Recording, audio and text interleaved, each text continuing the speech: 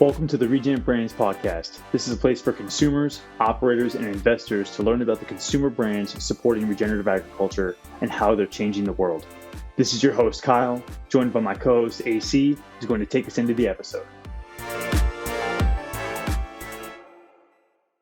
On this episode, we have Blaine and Brooks Hitzfield from Seven Sons, with Blaine serving as the CEO while Brooks serves as the COO. Seven Sons is supporting regenerative agriculture with its direct-to-consumer meat business that sells regeneratively raised beef, bison, pork, and chicken, as well as seafood and other snack items. Seven Sons sources their regeneratively raised meat products from their own 550-acre farm in Roanoke, Indiana, and from other regenerative farmers around the Midwest. In this episode, we hear how the family farm transitioned from a conventional hog operation to a multi-species pastured livestock operation, plus Blaine and Brooks take us behind the scenes on all things direct-to-consumer e-commerce and how they've grown that business to 75,000 orders a year. This was an absolute masterclass in operating a DTC brand, connecting with consumers authentically, and making regenerative products accessible through convenience. We're pumped to share it with y'all. Let's go.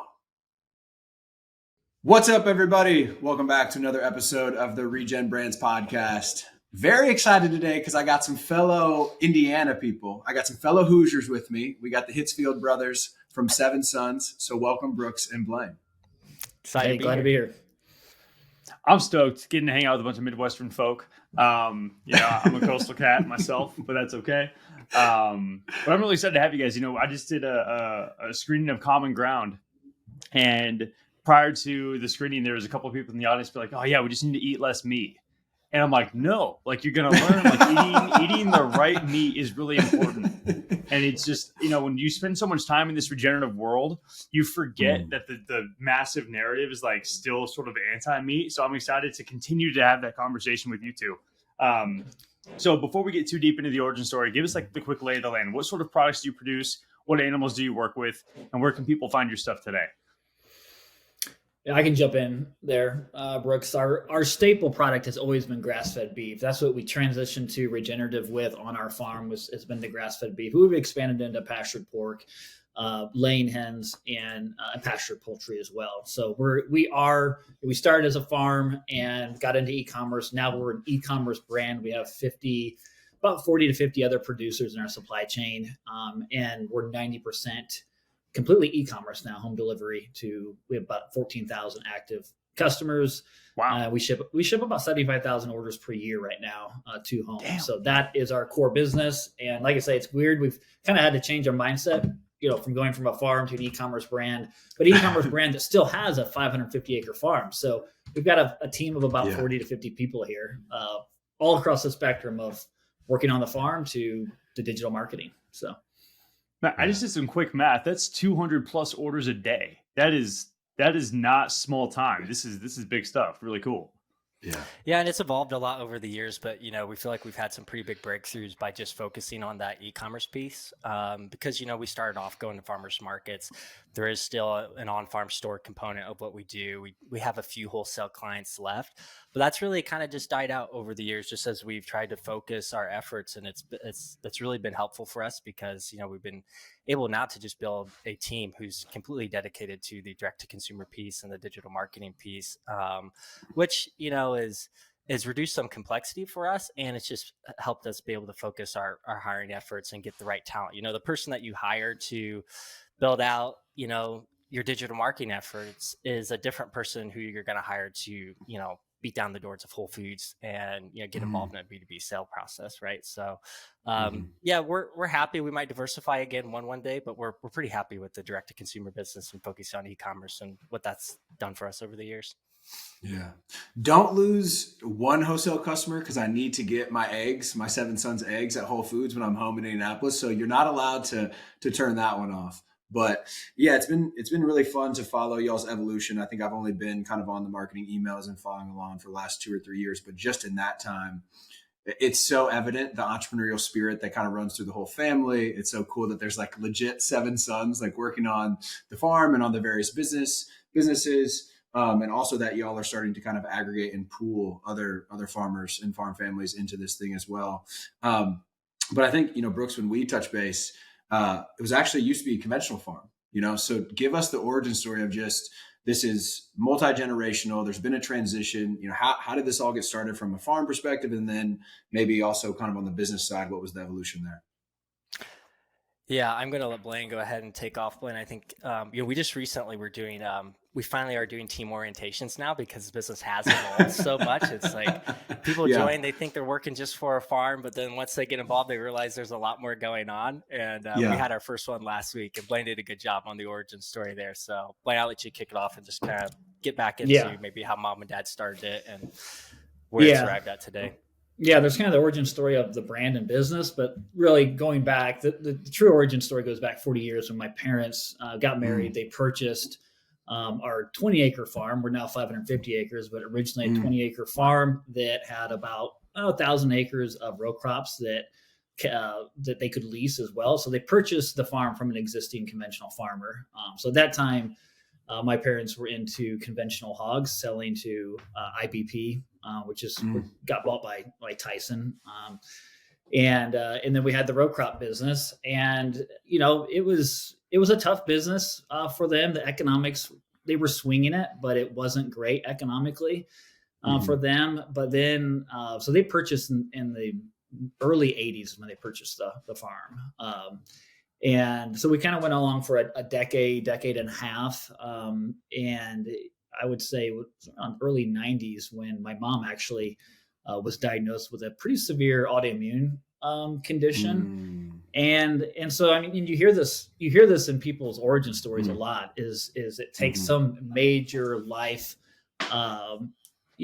struggle to get your mind to think differently about what you're doing. So, fortunately, my mom was able to treat her condition and get a lot of improvement and relief through health and nutrition. And we were working with a soil agronomist at that time that really helped open my parents' eyes to just improvements that can be made in the food system, and connecting the dots to the soil. And they just got excited about changing our entire farm, and they will say too, maybe a little too excited, because they kind of in the mid 90s, I think around 1995, they had a burn the ships moment where they sold all the conventional hogs, and so that was hard to do because we had a lot of confinement infrastructure. I mean, the farrowing houses, the finishing barns, the concrete slatted pits. I mean, everything's automated. So that was a big deal for them too.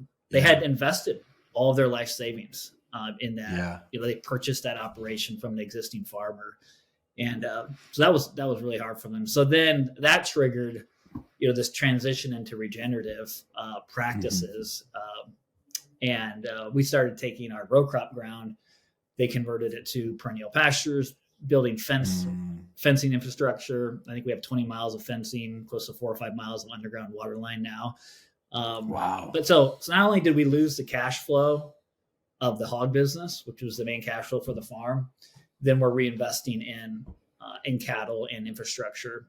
And there was about a decade of the transition that was very hard economically for us. So I remember as a kid, we were instructed not to answer the phone because we had so many creditors and bills. Wow.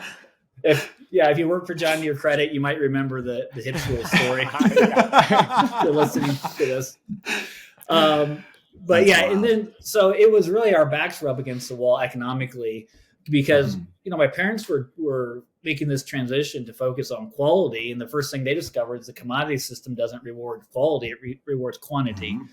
They made that connection and realized and Will Harris does a good job talking about this, but he talks about you can't put more into a product than what you can get out of it. And that's the conundrum that my parents were so excited, and we were following, production models like Joel Salatin has promoted for a long time. We still follow what he does. But I mean, those models are labor intensive, and stacking your enterprises, putting more labor into your product and more time. I think we get convinced that the value will automatically translate, and it doesn't. Matter of fact, it's almost adds a liability to your operation until you're able to convert that product to $2 at the right price. So in 2000 is when we started the Seven Sons brand. So we threw around a bunch of different names, and my mom came up with. My mom doesn't get into any of the branding or marketing, but she's like, I think after a couple of months of mulling around a brand name, she's like, I think it should be Seven Sons. We're like, let's go with it. And that name has really worked well with how we market and tell our story. There's kind of a built-in story and question mark. Is there really Seven Sons? Are they really involved? And so we've just really had a lot of fun playing with that over time with the marketing business. So 2000 is when the brand initially launched, and we started going direct to the consumer. Blaine, when y'all were witnessing all of that as siblings, were y'all like, we are not getting into farming whatsoever? Yes, or were you absolutely. like, hey, we got to do this, we got to help them? Like, what was the vibe? My older brother Blake, and he's always handled the farm operations, and now he's full time in the procurement side, working with our producers. But he loved the farm, so he was always like, I'm gonna try to make this work. I was like, I don't want anything to do with this. This is. It was a rough decade. It was a rough decade. During that transition, but it was inspiring to see the passion that my parents had, and really, we wouldn't be where we are if they hadn't made those sacrifices. But I don't know, Brooks, you watching? Yeah, it's like it was interesting because during that time period, as Dad was losing the cash flow from the confinement hog operation. He did a lot of different things to try to subsidize and replace that. He got into snowplow removal, developed a hay and straw business. And so he was doing absolutely everything for a while. And, for us as kids, the farm, you saw how tough it was for them financially. There really wasn't a big, for a lot of the things he was doing, there wasn't really it was hard for you as a kid to connect the impact of what my parents were doing until really the direct marketing side of things started to take off, which, they were going to some farmers markets early on. And I don't know what it was like for you, Blaine, but, as you and Blake eventually got involved, kind of taking over some of the direct marketing. I know for me, that's kind of what, I had made a promise to myself. Farming's not for me. It's just, it is what it is. It was good for my parents. I'm not built for it. And, but seeing the direct marketing take off and actually be able to dialogue with consumers who are supporting what we're doing, and seeing the transformation that they had and how that was similar to the transformation that my mom had with her health, and just the gratitude that they had for what we were doing. That was really neat to see. And, that built a motivation to try and help more people. And we knew we could do that by, scaling the business out, which eventually, as we started to do that, we had no clue what we were doing. I don't think any of us had an MBA or anything like that. But eventually we kind of developed a love for entrepreneurship, because we're building a business at the end of the day, and the business had to, contribute profit to the bottom line to be able to grow and do what we're doing. So now it's a blast. I do what I love every single day, because the impact is really neat and cool to see. This is obviously an impact industry that we're in, but also just being able to, flex the muscle of entrepreneurship and being a business, and being able to, grow out and build a team has been really fun as well. So it's been interesting to see it come full circle, because now Blaine and I do tell people when they ask me what I do say I'm a farmer, but I'm a farmer that's chained to a desk, which is probably a sad life for a farmer, but hey, we love it. So. Man, there's so much I want to talk about already. Number one, like the entrepreneurial spirit from you two, I really feel like it's emblematic of what your dad was doing, like trying to generate those diversified revenue streams. So maybe that's like a family bone of entrepreneurship, right? And I also want to just commend your parents. Like, we talk a lot about how hard it is to be a Regen brand today, and to communicate the value propositions and to tell the story. I can't imagine in the mid 90s, early 2000s, trying to communicate that effectively in a completely different awareness environment where the health fad hasn't really kicked in. So yeah, I can't even imagine. So I want to kind of take that stage, that context, and talk about when the actual brand started in 2000. What did it look like to launch DTC? Is that mailers in farmers markets? What was the strategy back then? Because it's almost like going back in time.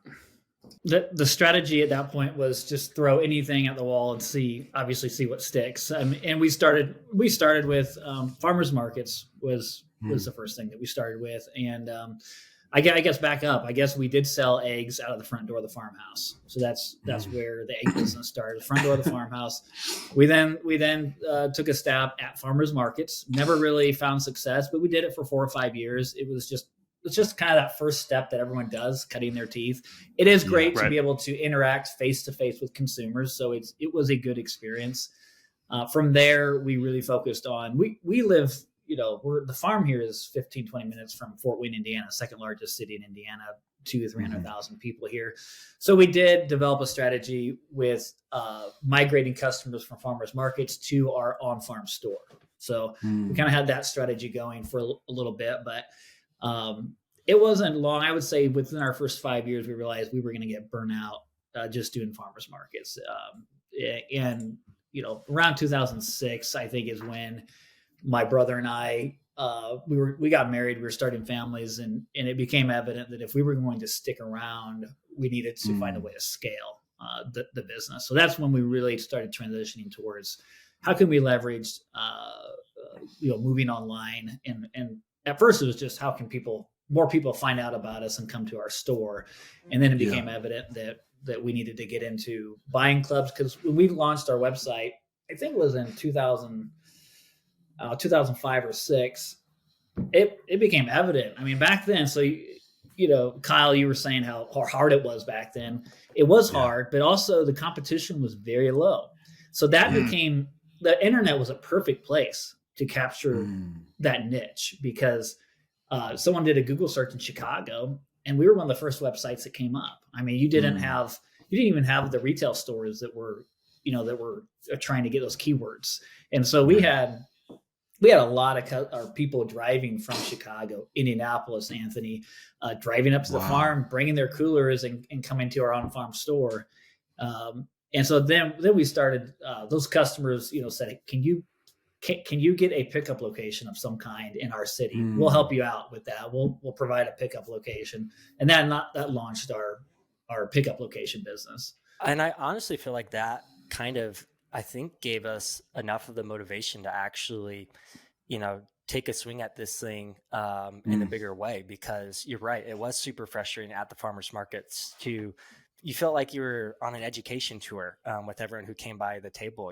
I thought all beef was grass fed, or the ones who knew, that there was such thing as grain fed, they didn't know any benefits of grass fed. So that was tough. And it was almost, it was, you could lose a lot of momentum and get demoralized from it. But once we went online and had, we saw there were people who were willing to drive 3 hours, that's what helped us understand that there is actually a market here, and that it's way easier to go out there and get your brand and business in front of a customer who already is interested and wants what you have to offer.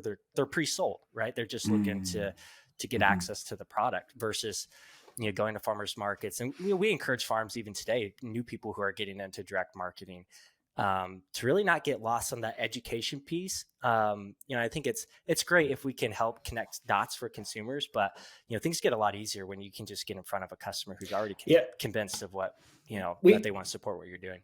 We do think that, because when we're coaching other farms, and we've through Grace Cart have had the chance to coach a lot of farms, we are very, very careful to warn, farms trying to build a direct consumer brand, that consumer education is a great thing to do. And it's something we're going to do because we're passionate about it, but it's not a marketing strategy at all, because it won't build your market. It can distract you, take you down rabbit trails. We educate our customers that come to us. It's just part of our DNA to do that. But I think you can get lost trying to go out there and convert and create this awareness through education.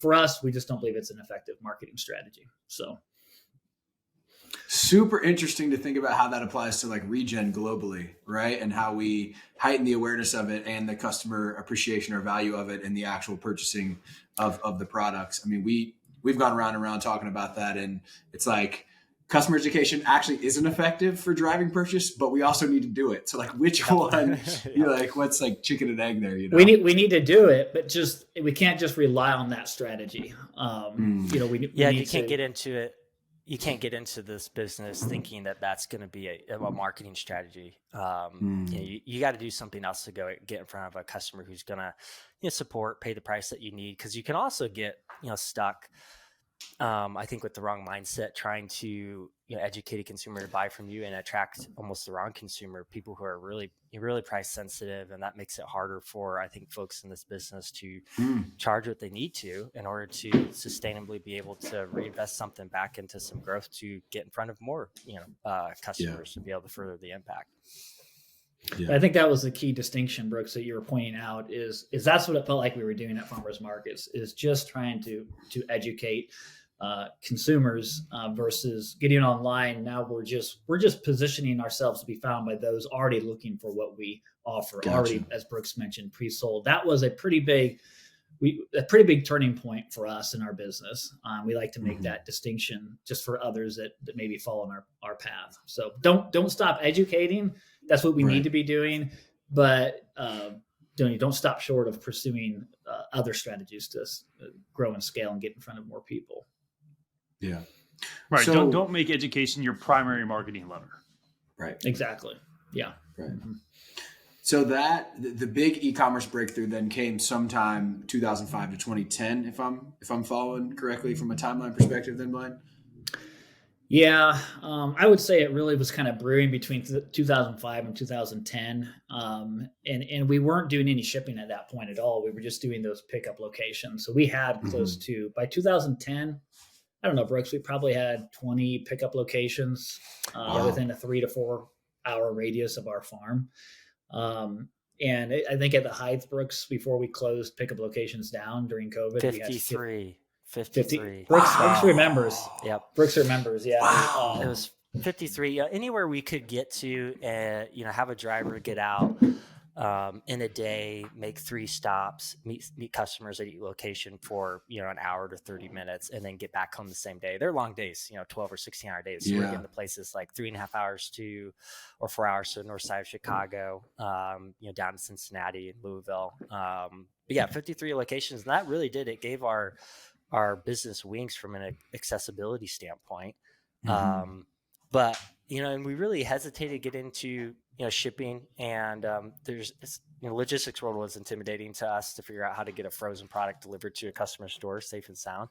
But we made that step, I think, in 2018. And that's where it was just another, we had an initial growth phase with the buying clubs, but then slowly growth started to flatline with that. And I think it was just, there was a turning point around 2014, 2015. That's when you saw, private equity and some venture capital get into this whole direct-to-consumer thing. Brands like ButcherBox and Crowd Cow started to enter market. And then even just retail, started carrying product from overseas. Grass-fed beef was in a lot of grocery stores. So it started getting noisier at that point. So a consumer to take time out of their Saturday to go meet our driver at a pickup location now became it used to be a convenient way to get access to a farm product. Right. But then that became very inconvenient. So that's what kind of pushed us. We're probably a little late to it, but that's what eventually pushed us to figure out, okay, how do we get product delivered to the customer's door? We did have a strong belief that convenience was a major driving factor to, where our business had gotten to that point. So, just following that, that belief, we decided to figure out how to get a product delivered to the customer's door. And that's been really good for us. And within a 2-year period, we had more customers who were buying through that program across the Midwest that we eventually just, once COVID hit, shut down the buying clubs completely because we were reaching some economies of scale where we could really get it delivered to the customer's door for about the same cost as we had in trying to create our own little logistics company. And we freed up a ton of focus, which was awesome. And it's actually really neat to see, today that, the logistics infrastructure that we have in this country with carriers like UPS and FedEx and regional carriers has come a long way that, any farm pretty much at whatever scale you're at, you can tap into that infrastructure that's there and get product delivered to your customer's door and create an Amazon-like experience from a very, very small scale. It's not hard to get into. Yeah. Yeah. That That's really cool. The big takeaway for me there was actually on the buying clubs. Like that is such a sticky customer acquisition vehicle. It probably is a higher hurdle than maybe e-com, but Yes. I feel like taking a shot in the dark here, that must have set up some just crazy kind of evangelist pockets of customers that you even still take advantage of today, because it's like once you commit to showing up to that on a weekly basis, you're not going to stop. Like you're not, you're going with your friends, this other mom in the neighborhood got you to go. They became community events for people to show up at. And it was hard to shut them down. I mean, back when I was doing deliveries, there were certain customers that gave you a hug every time you were there. So those face-to-face interactions were pretty cool to see. And this was like the buying club business getting up to 53 pickup locations was my baby. Like that was a big part of what my brother and I had spent, older brother and I had spent 8 years building that. So, but it was great to have Brooks enter the business kind of at a later point, because he wasn't as attached to those pickup locations. And we joke about this all the time. But Brooks is really a champion for, it's time for us to shut them down. To shut them down and graduate. But it was intimidating. It's a good point, Anthony, though. I mean, those were loyal customers, which, we didn't know it at the time because we weren't digging deep into data or anything like that. But, really a loyal customer, creates a lot of margin at the end of the day for your unit economics when you're in the e-commerce business, to be able to spend more to go acquire the next customer. Right. So it was good for us. And it was intimidating to close that down. But, something we had done a good job at was just communicating our story virtually. I think our YouTube channel, a lot of them aren't consumers, but I can't remember how many subscribers we're up to now at this point, Blaine. But, we really leaned into video of trying to get the customers as close to, what we're doing at the farm. Because at the end of the day, yes, they could come and pick up and meet our, us or our driver at a location. But, if you're in Chicago, you're most likely not going to take the time to drive 3 hours and come out to the farm. So, we were leaning into that pretty deep, which I think helped us in a really big way when it came to just fully embracing, a shipping, direct to the customer's door and outsourcing that to carriers. Our test to know if we're doing a good job to maintain this relationship virtually with the customer is that when they do finally come out to the farm, if they're in the area, they see Blaine's face or my face and they say, look, hey guys, I feel like I almost know you because I watch the videos, I get the newsletter every day. So we do a lot to try to make, at the end of the day, our customers, we always say, are coming to us with one common reason. So there's different avatars and different things that people care about most, but one common thing is that they've lost trust in where they were buying their food. Right. So we really feel like our differentiator when it comes to separating us from, some people who've got much larger marketing teams out there like ButcherBox and other folks that, are obviously in the same market, is we have to be able to connect customers to, where their food's coming from and what's actually happening on the farm, what's happening on our partner farms. It's like the time to value.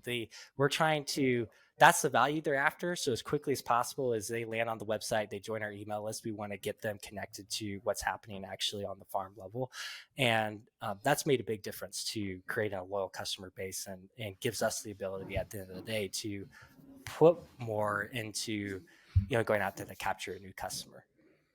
Yeah, I really appreciate that sentiment. And there's so much we can unpack here, but I want to go back to, Anthony shared his key takeaway from the evolution of the pickups to online. My key takeaway there was the continued evolution of the company. And I really like that focusing on convenience. I think it was Expo West last year, not the one that just happened, but Nielsen IQ came up and talked about and this is on Climate Day, what are the reasons consumers purchase product? Like there were 8 attributes. And number 1 was convenience. Number 2 was price. And I think number 3 was health. And like number 8 was, climate mitigation or environmental reasons. So that focus, like laser focus on convenience, I think obviously is serving the business really well. And I think that's something that maybe a lot of other brands aren't focusing on enough. So it's a great takeaway. But I want to talk more about how you all ended up going from beef to pork to chicken. Like what did that evolution look like? Was that customers saying like, hey, can you do this? Or was that like looking at the farm and say, we feel like this is a good revenue stream? Like how did that diversification come about? Yeah, I know early on it was encouraged by, I mean, we were reading a lot of Alan Nation, Joel Salatin, and the mantra there was it's always easier to sell more products to your existing customer than go out and find a new customer. It's the most profitable sale. It is. So that's really what drove the expansion back into, when we got out of hogs, we thought we're done with that forever. But I would say, I can't remember what years we got it back into that, but as soon as we started developing that direct market, it became very evident that to expand revenue and to scale, which is what we really needed to do, we had to expand our product base. So it became pretty overwhelming though. That's the other side of that, is when you start diversifying, especially all the way through the supply chain from production. And production, you can go so deep on whether you're going to be the cow-calf operator, the stocker operation, the finisher. I mean, there's like 3 businesses just in producing beef. Same thing goes for the other proteins. When we got back into it, we really went deep. We wanted to be in control of the entire supply chain. And what, Kyle, we quickly, within 3 years of raising poultry, eggs, pork, and beef, within 3 years, we became very overwhelmed.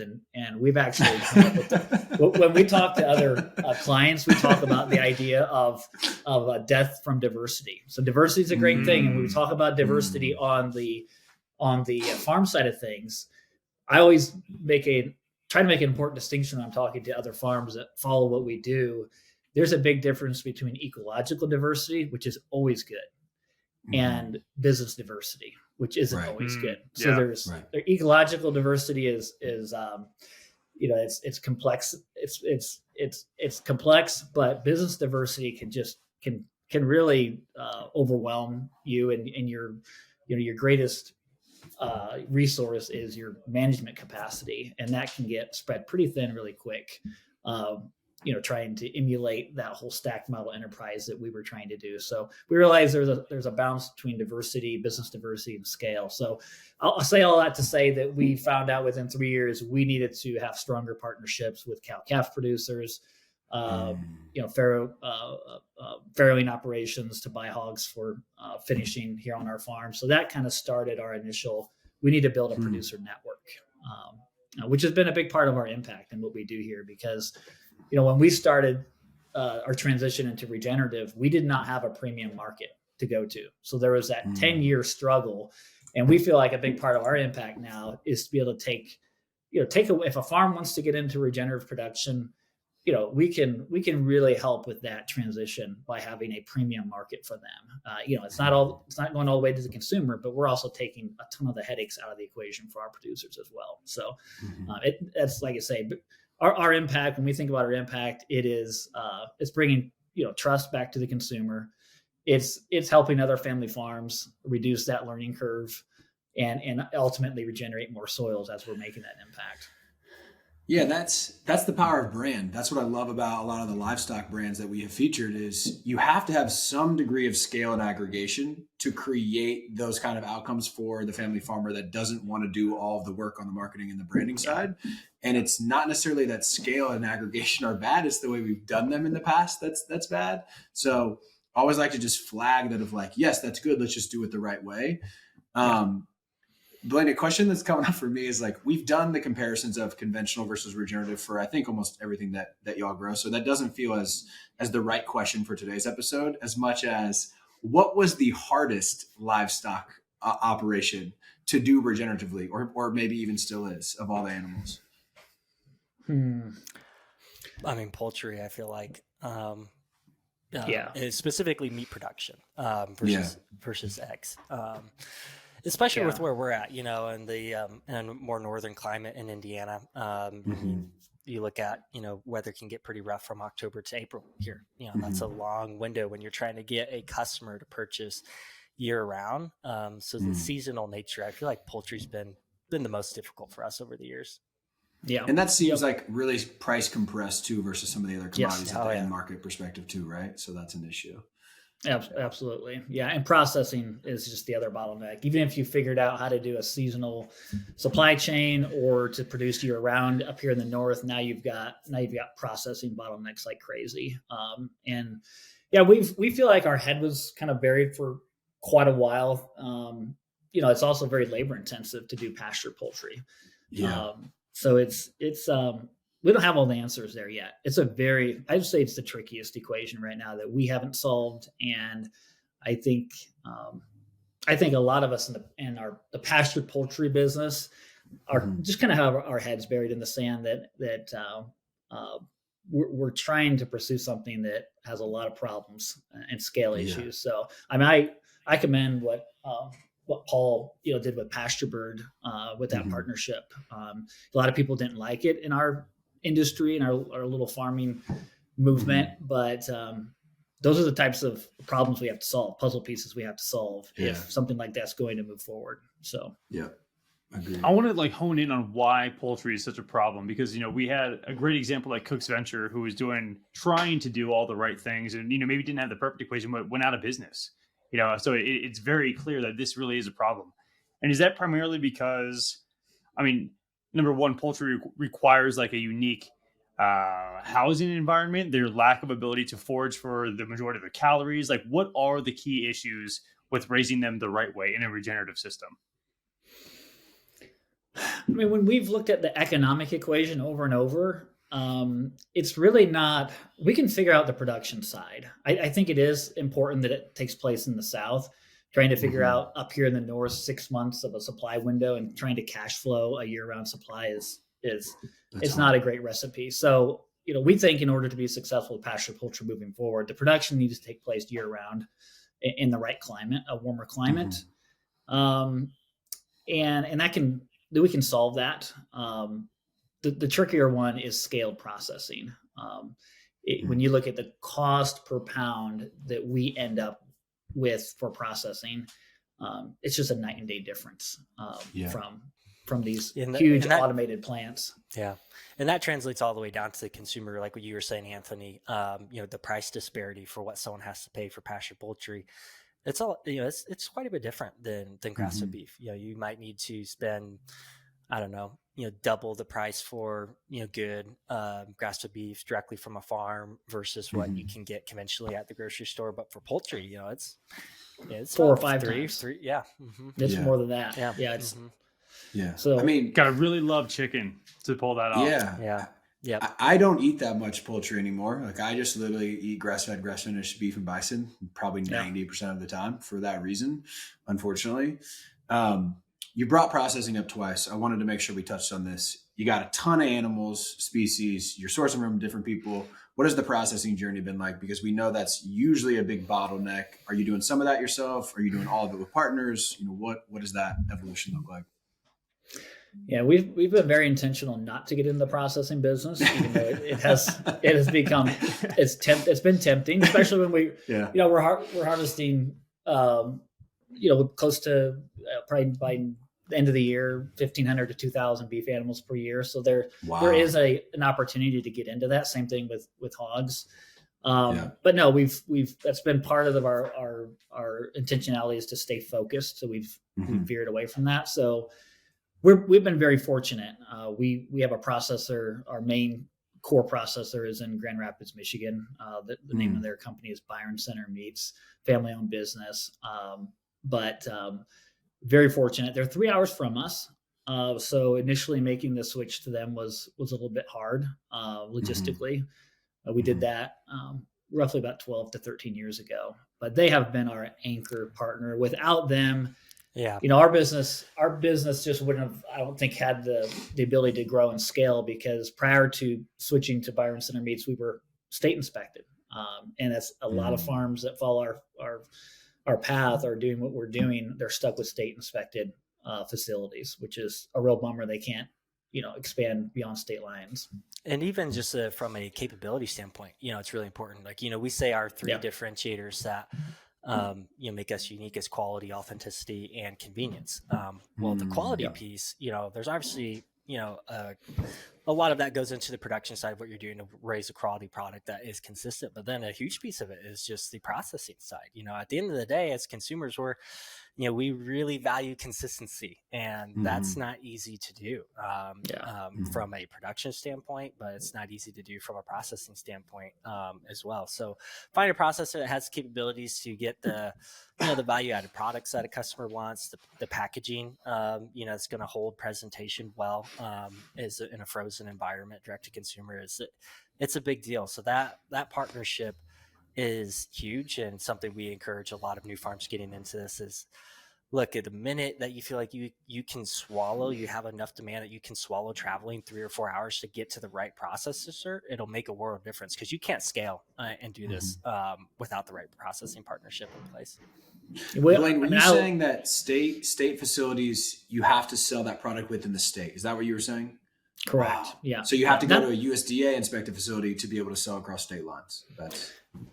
Wow. Yeah. And that was a big turning point for us, because prior to connecting with the USDA processor, all of our pickup locations were within state. So that was the driving factor for us to travel further to a USDA facility. And once that happened, we really started to grow and scale. But we do. I mean, I encourage other farms, hey, you travel up to 8 hours if you need. You cannot shortcut that processing component. You can shoot yourself in the foot too, because what a lot of farms will end up deciding to do, if they don't have great processors in their area, or good state inspected processors who aren't doing a consistently good job. The butcher can butcher it literally. A lot of times people will say that in this industry. It's a tough business, what they're doing. So a lot of farms will just make infrastructure investments to do their own custom exempt processing. But now they've invested, into equipment and a process that, as they want to scale up and start to expand their geographic reach, they can't even do that from a regulation standpoint. So they got to forego all those investments in order to get to a USDA processor. People can just really get themselves a rock and a hard place pretty quickly if you don't kind of think longer term earlier on. Yeah. If you think farming's hard, processing is just as hard, from what I understand. So it's like stacking trouble on top of trouble in a lot of ways. Yeah. I got a question. I really like the core values there. I think it was quality, authenticity, and convenience. I'm curious, because I think you all are doing the authenticity piece really well, and that's a key driver for a lot of regenerative brands. Yeah. And I think it's much easier to do that when you're doing this DTC play than when you're in retail, right? You lose a lot of control. You don't have direct access to your customer. But number one, how are you doing that well? What do you think is working really well? I love the YouTube example you provided. And number two, what advice would you give to other regenerative brands in like the total ecosystem, not necessarily, meat producers, but like, what advice would you give other brands who are trying to develop that authenticity relationship with their consumers? Yeah, I think there's a digital marketing term out there, or just a marketing term in general. I don't even know who it needs to be attributed to, but people want to buy from people they know, like, and trust, and that's something that we've really taken to heart. So for us, authenticity, it really comes down to giving our customers, not just us being very careful about who we're sourcing from and making sure that we're, giving them the product that they think they're getting. But also really comes into just putting that extra effort into bringing them into an experience to where they're connecting with actual faces behind the brand, behind the business. It's pretty easy for, I think, people are getting fatigued with, obviously in the retail shelves, you only get a label to know where your product's coming from. And that's, I think, tough for a lot of people to put their trust into. But even just, as you see a lot of faceless brands getting into the D2C world, it's pretty easy just to slap some photos on a website. So the differentiator really comes down to, people really feeling connected to who you are, comes down to the who's and the faces. Every email, newsletter, we say we don't send newsletter blasts. We put a lot of effort into tailoring the communication experience to our customers to make sure that every email they get comes from a person and it has an email signature with a face on it.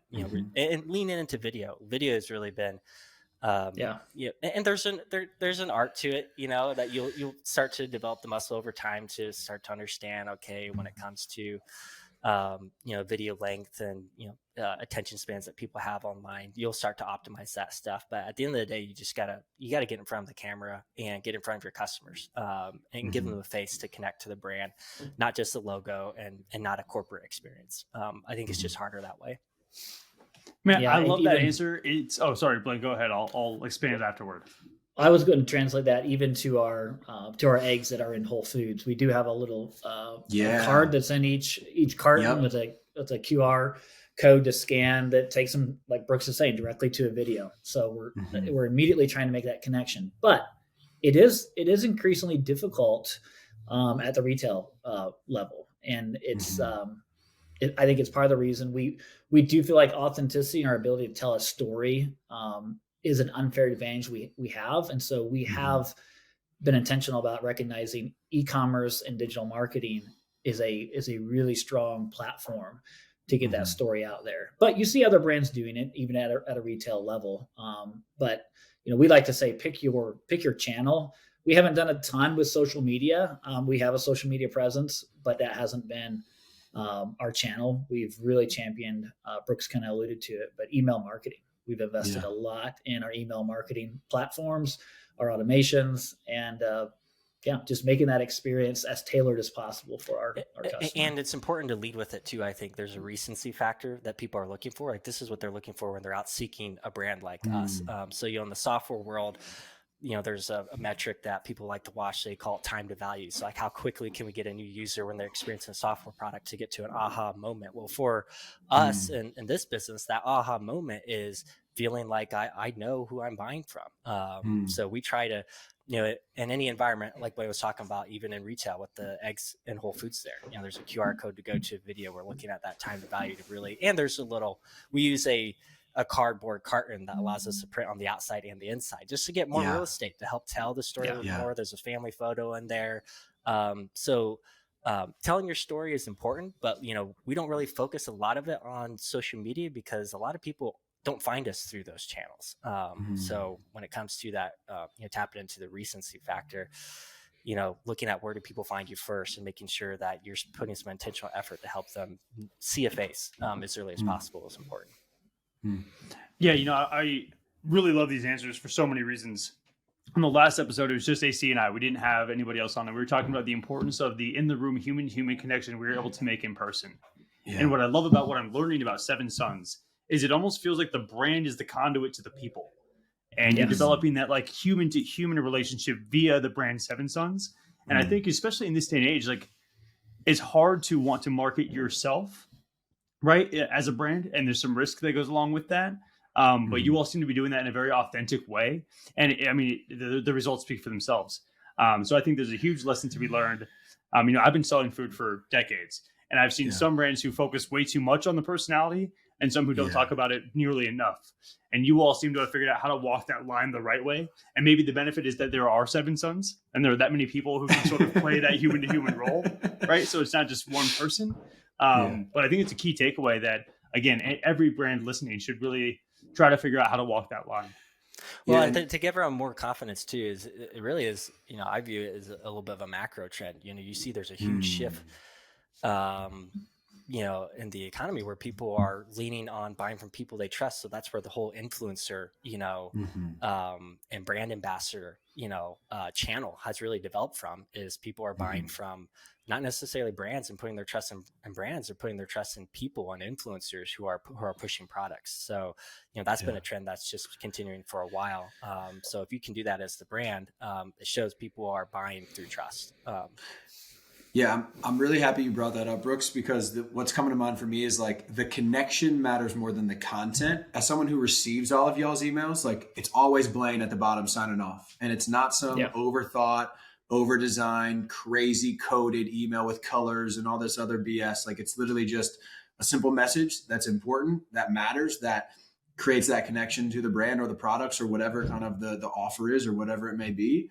And so, my main takeaways from being a recipient of those emails is that don't overthink, don't over-design, and be biased to action, because I clearly see that. And I think we can look at what we want to be one day or people that are doing something similar, and we'll be like, oh, well, I'm not even going to do anything because that's a 10 and I'm going to be a 6. And it's like, no, you're missing the point. Like it's about the connection, not the content. Yeah, absolutely. We have to remind ourselves because we're perfectionists at the end of the day, but we're constantly reminding each other is the same way we say is, get comfortable with grade B. If it's grade B, don't do another take.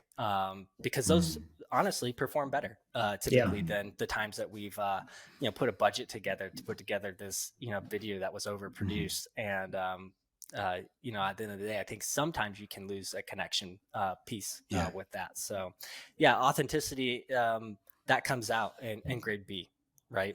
People know that it is literally a farmer behind his cell phone on the pasture. So I think that is a big component to get momentum, because otherwise, if you think it's got to be perfect and you're comparing it to brands out there with a huge marketing team, you're never going to get started. We've seen that. I mean, we've seen that over and over. Now that we've in the last 2 years, we've really put a lot of effort in paid advertising, both on Google and Facebook. And so we've got Greg on staff full time, who just his job is to manage the advertising, the digital advertising. And it's amazing to see the difference between our produced content and then just off the cuff, videos. The cost per click, the click through rates, and just the cost of acquisition has just been driven down by getting grade B content out there, authentic content, and we've basically said goodbye to those overproduced videos. So I think that translates to any brand. Social media is just it just seems inundated with overproduced advertising. I totally agree, man. And I'm going to take this a weird direction, and Anthony's going to hate me for talking about this. I spent most of Expo talking about how I've been doing this like burpee protocol. And I saw this thing like right before the new year. I was looking for like a January fitness challenge, and somebody on like a calisthenics subreddit was talking about this burpee, like busy dad training program. So I checked it out. It's this British dude named Max. His content is terrible. It's like his cell phone is propped up against a rock on a lawn with cars driving by. You can't hear shit. Like, it is so bad. And that's what made me like, this dude is legit. Like, he's not some like polished fit, like in a beautiful gym. He's just a dude out there doing burpees. And he's developed this weird cult following just because it's just a guy being who he is. So the grade B imperfect just really resonated with that. And I wanted to share that example, which I just think is really cool. Yeah. I also want to pivot. Relatable. Oh, go ahead. I was just saying, relatability. I mean, that's what you get out of a video like that, right? You can picture yourself being that person. And that's what we want people. We want people to think of us as, hey, these guys are farming like how I would farm if I was to do it. I'm never going to, but if I was to do it, I would do it like these guys are. But go ahead, continue your thought. No, I was going to say, so the authenticity piece strikes me as hugely important for you all. It feels like retail is a place that you're kind of playing right now and kind of not. And originally I wanted to ask, like, why aren't you? But that has become very self-apparent. But I'm curious, like in the future, do you see that as being an unlock to achieve the next stage of growth, or do you plan to continue down the DTC track? And if you are planning to navigate retail, like how can you do that in a way where you can still deliver that authentic connection? It's hard to know what the future looks like, but I would say we are at this point, we've never been more bullish on focusing on e-commerce and D2C. We feel really good about the team that's been established, that we've kind of just collected some really key people, over a 7-year period who've stuck it out with us and are finding breakthrough after breakthrough. And that's been hard to assemble that team. We've done it over a long time period. In order to, I think, do well in the, retail environment, we would have to, do that over again in a way. Or else we're splitting the focus that, Blaine and I have, in this business, and having to do a little bit of divide and conquer. And anytime we've shedded complexity, and sometimes we've done that in big ways, that have been, saying goodbye to sacred cows that have been really tough decisions to make. But every time we've done it, we've benefited in a big way through growth and scale from it. So we're pretty committed to D2C and e-commerce. We really appreciate the wholesale, relationships that we have and that continue to support us. And, we're going to do a good job supporting those people as long as it's a good fit. But as far as the focus for the future, it really does lie in the direct to consumer side. So we see there's still a lot of growth potential there. And I don't think there's major factors that are going to change that in the near future, as long as you have a team who knows what they're doing. And we feel pretty good about, where the team is today. Yeah. I think we're at a point for our business where we do have some strong relationships with a few retailers like Whole Foods. And those are great relationships. But we're not planning to expand our retail footprint at all. So we'll hang on to those, but we're very motivated for direct to consumer, and it's it's difficult to find many brands that do both well. Matter of fact, you don't really see anyone doing both equally well. You see one one channel definitely takes the priority.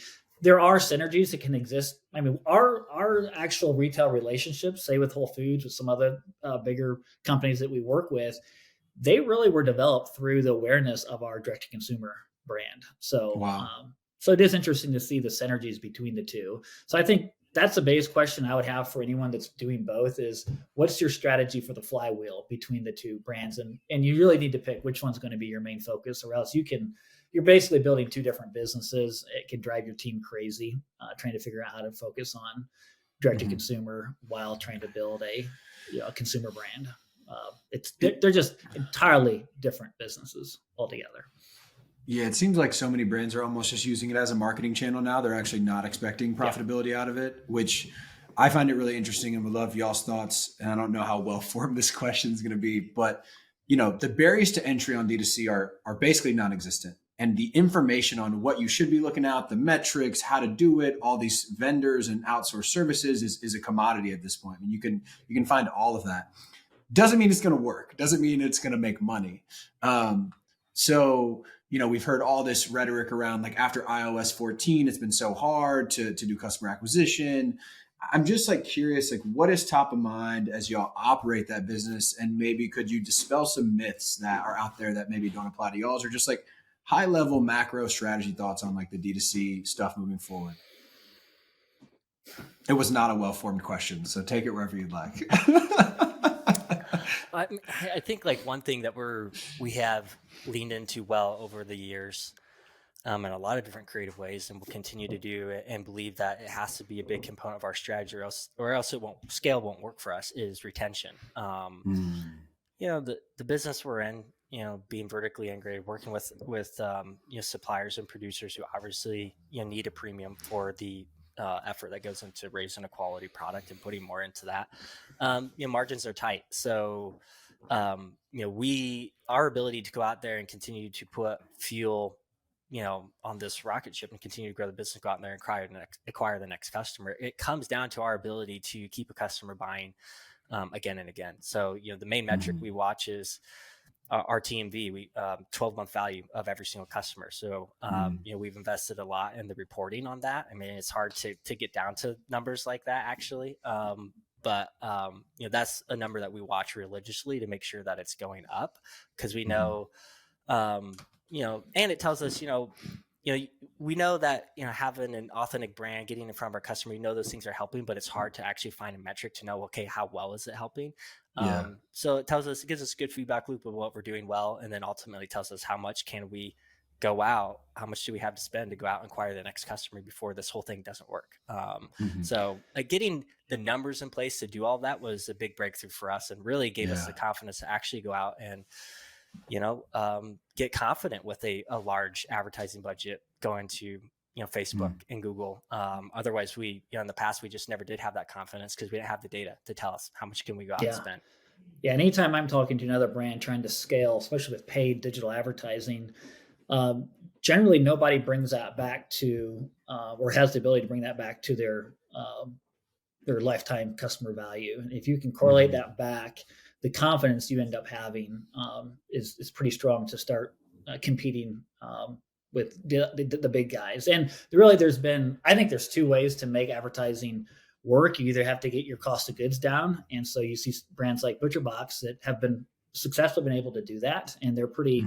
I think Mike is pretty transparent about the fact that they're importing beef, and that's how they built their supply chain. But that has allowed them to be that margin has allowed them to be very aggressive with their with their scaling their advertising, where we haven't gone that route. Our cost of goods is a lot higher. So in a way, I think it's pushed us to be a better business, because we knew that if we were going to compete and pay for those advertising dollars, we don't have some magical formula that gets our CAC down, our customer acquisition costs. It's still a big investment for us. But knowing that translates to that higher lifetime value, we have the confidence to scale and pay for that customer. How does assortment and adding new products to boost basket size impact that? Because like y'all are selling seafood now, you're selling bison, lamb, pork, eggs, poultry. Like we would not want to be doing this if we were just beef or if we were just pork, or just poultry. Right. I feel like. Because you can't make the economics work. You can't drive a high enough, transaction cost. Yes. Yeah, 12-month value is our like North Star metric, but I mean, we're watching a lot of stuff. So AOV has been something that, average order value is something that we've been watching for a long, long time. And, there's a lot that's gone into not just the, there's the big things that help with that is your selection. What do you have for people to buy from you? And I think the big thing is to get at least the big three figured out: beef, pork, and poultry. We've added seafood to it. We've added, of course we do turkeys for Thanksgiving, some other things as well. But those are the lion's share is beef, pork, and poultry. If you can get those things done well and then just keep it available. I mean, our supply chain team does a heck of a job working with our producers, as far in advance and getting sophisticated with knowing when do we need to get product at our facility to make sure that you don't run out, because that's not only going to be something that will hurt your AOV, which hurts margin, but it also then is going to hurt your value of a customer, because they're going to go have to supplement somewhere else. And a lot of times people just aren't willing to buy. Or they might skip an order altogether. Yeah. Okay, exactly. I can't get chicken, so I'm just not going to get beef and pork this time too. Yeah, the further we go down this podcast, the more I'm realizing you all are essentially serving the purpose of the trusted retailer. People are coming to you to purchase the trusted, authentic, meats, and that's the service you're providing for your partners and your consumers. Yeah. And you've sort of bridged beyond just being a brand selling grass-fed beef into this whole new echelon, which is both awesome, but it makes me hard to figure out, like, obviously not every brand is going to be able to do that, right? It's just a really interesting model, and there's not really a question here. I'm just thinking out loud. So kudos to you all, because I really think it's needed. It almost reminds me of like Thrive Market does that for like pantry staples, right? And they dabble in meat here and there, but it seems like you all are doing that as like the preeminent DTC meat platform with that authentic piece. Like unlike ButcherBox, you might focus on convenience and price over authenticity and quality. So those are your key differentiators. Yeah, it's been interesting. I think it's hard for most of us don't ever get to find the thing that we feel like we're truly good at and truly enjoy. And I feel like, just speaking for both Blaine and I, we feel like that is something over the year that we've been able to figure out the dynamics that, really help a consumer connect with where their food's coming from, and then figure out all the many, we've talked about a lot of things already, but there's a lot of things we haven't talked about as far as the puzzle pieces that really have to be in place to get them to buy from you, support you long term. So there's a lot of components there, but we've been in this for a long time. There's a lot of things that we figured out the hard way by doing it wrong. But we do feel like that's the service that we're able to provide, and to be able to drive impact for consumers, to help them get change their health or whatever their driving factor is to buy from us. But then for farms is to just create an outlet that we didn't have 20 years ago, and it's taken a lot of time to get here. And you're right, not everybody can do this. There's a lot of things that need to be in play, and also if you want to do it in a way that you have control over the whole thing along the way, it's got to happen slow, or else you got to look at raising some capital in order to get there faster, which just changes the dynamics a little bit. Which there's nothing wrong with that. It's just we appreciate having, now where we're at today, gone a slow path and just have control over doing this the way that we want to do it. Yeah, I've got an interesting question. This is more about content specifically. And I was just thinking to myself the other day, like, from a consumer education perspective, there is so much that a consumer needs to try to understand with food, especially today with like this regenerative context, right? There is the soil in which the food was grown and or raised on, the quality of the animal and or plant's diet, if you will, how that food was picked and or processed, what sort of package is delivered in. It's like there's all these different layers. So I'm curious, from like a content and authenticity piece for you all, like, which of those angles do you tend to focus on, and which do you feel like the consumer is most interested in and resonates most with? That's a good question. I feel like we can make I know we've made a mistake that our customers are equally interested in hearing about the environmental impacts, the regenerative impact, or the ethical impact, or the health and wellness impact. And the reality is we find that that is not the case. Somebody comes to us. By the time they come to us, they have one of those primary motivations. It's either the ethical treatment of the animal, it's an environmental impact, or it's a health impact that they're looking for. So I think it can get really noisy if you're trying to communicate all those things all at once. And matter of fact, if you get on our website, like everything we do has, backs up to that regenerative component. I mean, that's why my parents started doing what we do is that soil regeneration. Right. And really we were motivated because of the health impact. But we had to take a step back recently and realize, matter of fact, I would say our core customer right now comes to us, as Brooks said, because they've lost trust in one of those three areas that they're looking for value. They've lost trust in one of those three areas. But for us, we've noticed that a predominant customer is predominantly concerned about the ethical care of animals. That seems to be the core customer that we are serving. And I think just the authenticity when it comes to the ethical care of an animal, now trust gets really important. You can tell me you have a certification, but trust gets that much more important when you're concerned about the ethical care of an animal. And it's been a great customer for us. So we really tried to build that message around that customer, Kyle, recently, just discovering that's a core customer. And we like that customer because anyone can get pretty motivated about a health kick, New Year's resolutions. And then, you fall off the wagon, you're not as disciplined. There's a lot of different ways burpees. It happens. Exactly. Yeah. Or you find a different way to try to make an environmental impact. But when someone's concerned about the ethical care of an animal, they never stop caring. Every time they sit down to cook food and they're eating something, it never leaves them. It's a commitment that never leaves. So we really feel like that is a component that's helped us build a lifetime customer and a customer of higher values, focusing on that message. So I guess my point is to recognize who your customer is and really get dialed in on one of those avatars. Yeah. And, even just practically, what that looked like for us is just asking. We ran surveys on the website, ran surveys out to the customer, and you got to make it simple. Don't overwhelm people and make them think of original thoughts when it comes to why am I buying from you? We did multiple choice because we kind of knew what the main factors were. But we were surprised the first time we actually were asking the customer that, humane treatment we knew was important, but we never would have guessed it was the leading motivating factor for customers that were coming to us. And that kind of shifted, what our content, not in huge ways, but in small ways, it shifted, what your content's going to be about and what you're kind of touching on in every single video that you do. Another big thing has just been, especially if you're new getting into this, you don't have a huge customer base, is, just take the questions that your customers have. So we just look at our FAQs and what are customers asking us and just turn that into content. And you'll find out that generally they're not asking questions like, oh, what's your breeding program like? And what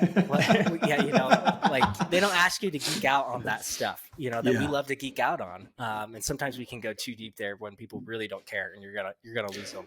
But we always follow up eventually with that regenerative message. Okay, so you might have come to us because the ethical care of the animals, but let's talk about holistically how this fits into a regenerative picture. So I would say we don't lead with a regenerative message real strong right now. We may change that over time as awareness builds, but I think the term is still so new, at least for the customers that we're serving, that we always say, if you confuse, you lose. And I think when people hear regenerative, sometimes they're just confused. What is that? What does that mean? We'd rather lead with something that they're already looking for. They know what it means. And then we'll kind of build that other messaging into our email content and our messaging. Yeah. I would almost rephrase it the way that's self-serving for the way that we phrase it, which is like, you are leading with a regenerative message, but it's not regenerative. It's the output of regenerative practices. Right. And so it's like translating, this is the key thing we always come back to, which is you got to translate regenerative into the purchasing driver that actually matters. Which well said. Exactly. Yeah. One thing I really admire about y'all that you've brought up multiple times on this podcast that I think we need a ton more of in this space in general is just your willingness to help other farmers and other people that have businesses like this. And we are not going to build better markets for these products without a lot of collaboration. Grace Cart was mentioned once, and I know we don't have a ton of time to talk about it, but y'all basically built a whole nother kind of Shopify for D2C livestock with Grace Cart. So you've made some money from helping other people, but I guarantee you've also done a ton of it for free as well in terms of how you've helped other farmers. So I'm just curious, like, what other opportunities do y'all see in that realm, in this space? And what has that experience been like, kind of teaching others and probably applying that knowledge you've learned into your own business? Yeah. I think one area I'd start with this is, Grace Cart, one was a really rewarding experience for us, just to be able to, share what we were learning, to people who were going through a similar path, and hopefully help them not pay as much of the stupid taxes as we had to pay along the way. But one thing we learned a lot of through that journey of, supplying people with software and some coaching on marketing was, the common pain points that people run into when they're trying to, grow a D2C business. And it actually helped us in a lot of ways unpack what were our breakthroughs. Because when you have to sit down and teach someone to recreate this, I think it's really easy. And I think you can see this from other family farms who've been doing it for 20 years, like we have. A lot of people use terms like, oh, just, get your customer to try your product. Once they try it, they'll stick with you forever. And like, that is such an oversimplification of what happened that got you to where you're at. Yeah. But it's easy to get there and just, kind of passively be going on this journey and be doing it long enough that it's hard for you to actually recognize what were your breakthroughs over the years. So I think that was the biggest thing we got back from getting in the software business, helping other farms, was just us sitting down to create a PowerPoint presentation to help people, one, get initial traction and get in front of consumers, but also like, hey, how do you retain that customer? Unpacking our subscription program and what's made that such a good fit. And it's forced us to dive deeper into the data too, to see where, hey, let's just not tell people what we feel like worked. Like, let's actually find out in the data what the data says. We got a lot back, because then what that enables us to do is enables us to then double down and focus on where the breakthroughs were.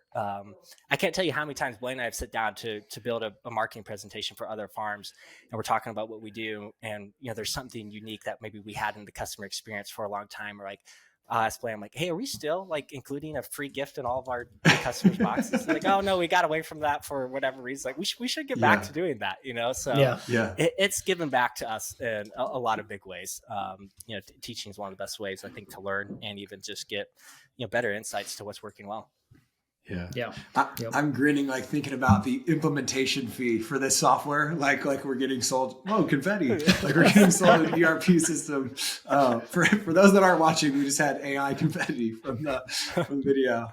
But it's so funny because, like, the tool is only as good as that implementation, right? Or that training or whatever, the education around using it effectively. And that's the other big piece is, I actually think there's a lot more regenerative supply in the world than we are like creating a market fine-tuned for it yet. And so we have to continue to build like these picks and shovels that can create those bridges, or whatever analogy we want to use there.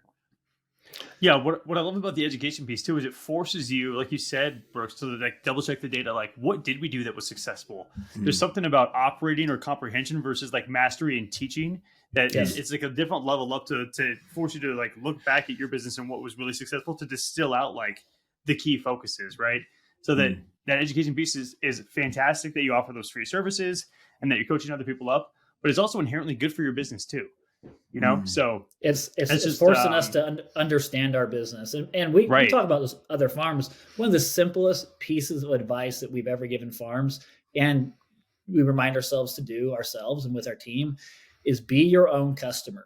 So if, purchase, we don't walk, none of us are allowed. We got rid of this 10 years ago. None of the family members or our team is allowed to walk in the freezer and buy product that way. No, you have to get online. You're going to go through every step every week, however frequent you want to get food from here. So I get home deliveries almost every week from our farm. I live 3 miles down the road, but that order goes through our logistics system. I want to every week, I want to experience every email, every notification, every change that Brooks and the engineers are making to the website. obsess about that. And what we tell a lot of farms, and when we started doing this, if you force yourself to buy this in the same way that you're making your customers buy, you probably wouldn't buy from your own business. And you'll just discover all these breakthroughs after another, because this all comes down to convenience. We've got to tell an authentic story, and we need to have quality. But every farm that's doing what we're doing, those are already built in. The quality is built in. The authenticity is there. Yes, you need to learn how to tell that story. But the big missing link in all of this is convenience. That's why a retail grocery store exists. It's convenience. And so forcing yourself to walk through your buying experience is sometimes one of the best things you can do if you're in this type of business. Yeah, and the same thing goes for all of our brands that are focused on retail grocery distribution. Go be your own customer there. And all the folks that are really hyper-focused on making sure the store level execution is on point are usually doing very well. Yes. All right, gents, this has been really, really, really, really fun. Let's take it home with this final question here that we ask everybody, which is, how do we get Regen brands at 50% market share by 2050? Wow. Just a small one. Come on. Yeah, no kidding. Come on. Oh, man. When I think about that, Anthony, you were mentioning that there's more supply available than sometimes demand. But when you're talking about getting the entire supply chain to 50% by 2050, I think there's still a lot of work that needs done on the supply side and the production side. So, and that's why for Brooks and I, it's still been just a passion to educate, and whether it's educating consumers or sharing with other farms, farms, they can't implement what they don't know. So I think education for the farm level is going to be pretty important to meet that kind of a goal. The economics are there, but it takes education to connect the dots and to start thinking about long-term strategies, thinking 3 years at a time, not 1 year at a time. So and if we're talking about 50% market share, I think a lot has to happen with Anthony, you were talking about this, but healthy scalability factors, economies of scale that just aren't there today. Even if Blaine and I, we talk to a lot of people who are doing what we're doing, selling meat direct to consumer. Even there's so much fragmentation and duplicate efforts that's happening, and that's something that became really clear to us with the software business. You mentioned how a tool is just a tool. You need to know how to implement it, and when you look at that, it's the consumer shift has been good to small farms if you're willing to do that work to go and get product directly to the consumer. But at the same time, we're all basically duplicating the exact same efforts, right? Like we're building out a marketing team and hiring talent to do that, which is hard for a farm to figure out to do.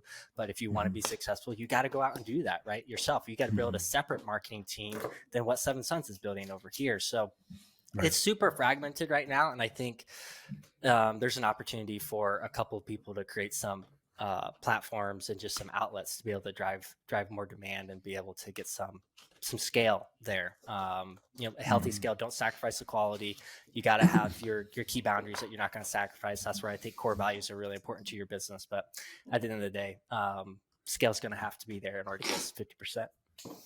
Yeah. Well, it feels like you all are there, at least step one, step two, in developing the aggregation of those partnerships to hopefully reduce some of the duplication of those efforts, right?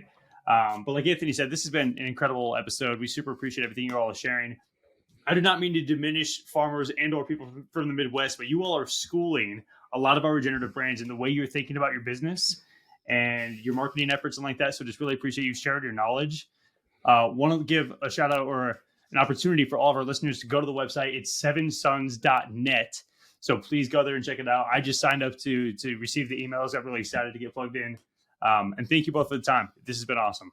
Yeah, absolutely. Thanks for doing what you guys are doing to help create more awareness for this industry. That's the education component we've talked about a lot of times is a big piece. So appreciate you guys having us on. Yep. Thank you. Thanks, fellas. For show notes, episode transcripts, and more information on our guests and what we discuss on the show, check out our website, regen-brands.com. That is regen-brands.com. You can also find our Regen recaps on the website. Regen recaps take less than 5 minutes to read and cover all the key points of the full hour-long conversations. You can check out our YouTube channel, Regen Brands Podcast, for all of our episodes with both video and audio. The best way to support our work is to give us a 5-star rating on your favorite podcast platform, subscribe to future episodes, and share the show with your friends. Thanks for tuning in to the Regen Brands podcast, brought to you by the Regen Coalition and Outlaw Ventures. We hope you learned something new in this episode, and it empowers you to use your voice, your time, and your dollars to help us build a better and more regenerative food system. Love you guys.